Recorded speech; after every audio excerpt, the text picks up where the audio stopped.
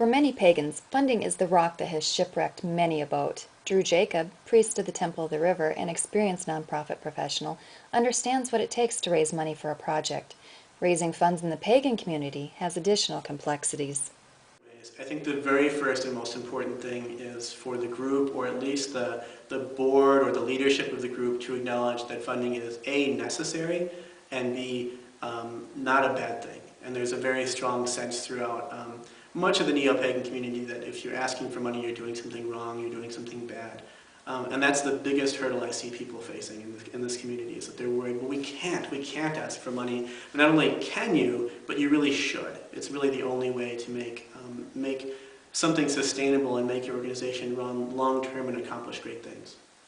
Many people find asking for money to be very difficult and look for easier ways to raise funds. The best advice I can give to an organization, and I say this with 10 years of nonprofit experience, is at some point when you're talking about doing fundraising, someone will say, let's hold an event. And the answer you must give is no. We will not hold an event. We will not hold an event. Events are beautiful, they're wonderful, they serve a very important purpose for a nonprofit, which is not fundraising.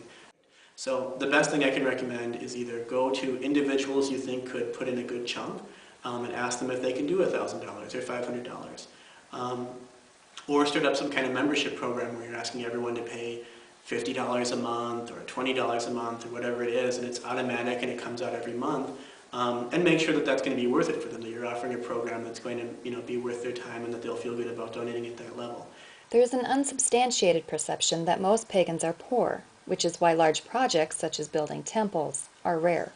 A lot of people look around their community and they see, well, we don't have any people who are millionaires. We don't have any CEOs or senators or anybody else here who can donate, $20,000. You don't need that, and our community doesn't either. We don't have anyone who's a famous actor or anything like that. But it's amazing how many people would be happy to do $250 or $500.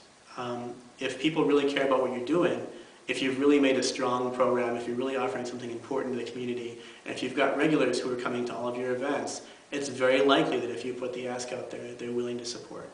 Drew says that there is a strong correlation between volunteers and donors. If someone's been volunteering for years, it's very likely that when the ask for fundraising comes out, they'll pony up some cash. And likewise, if you ask somebody to give money, and they do or don't, and then later on there's a chance to volunteer, it's very likely that they're going to come and volunteer. So the two different ways that people can easily support an organization or a mission that they care about really go hand in hand. And as long as you're respectful toward your community members, they're not generally going to be offended that you're asking for money. How do you keep volunteers motivated and involved? By saying thank you.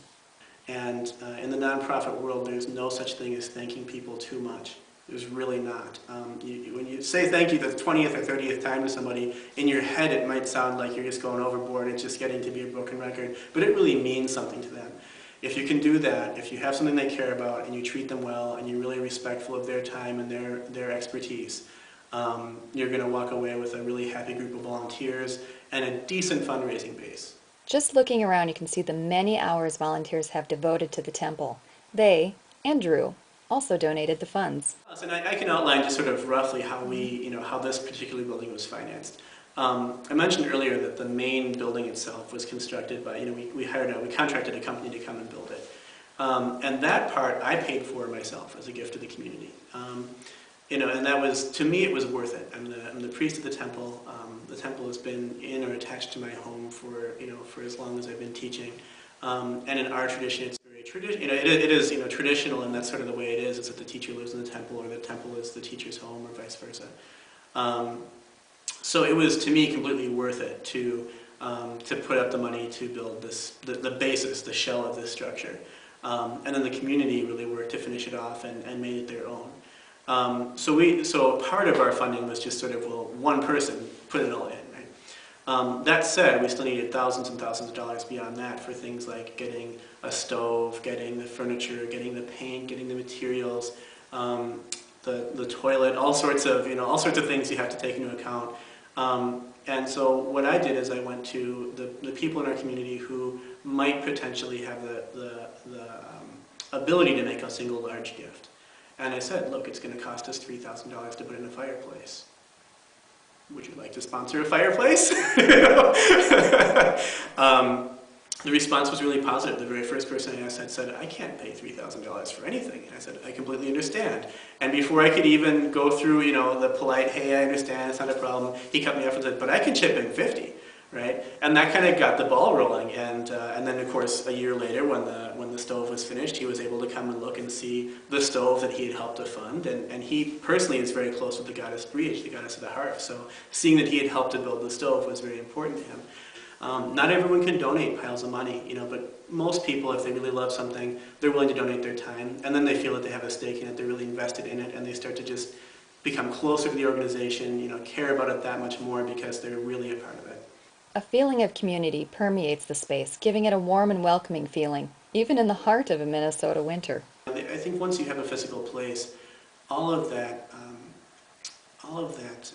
sort of contemplative, spiritual quality, if you really maintain it, if you treat it as special, if you keep it clean, if you make an effort to make it pretty, whatever pretty might mean for that, for your budget, right? If you do those things, it's going to be a special place. And the memories that people have there are going to be special memories because they come there for cultural events, spiritual practices that change their lives, whether it's meditation or trance or making offerings or chanting or learning traditional crafts. All of these things really just change the way that people interact with the space. And having one place that all of those things can come and take place in, that's really meaningful for people. For PNC Minnesota, I'm Kara Schultz.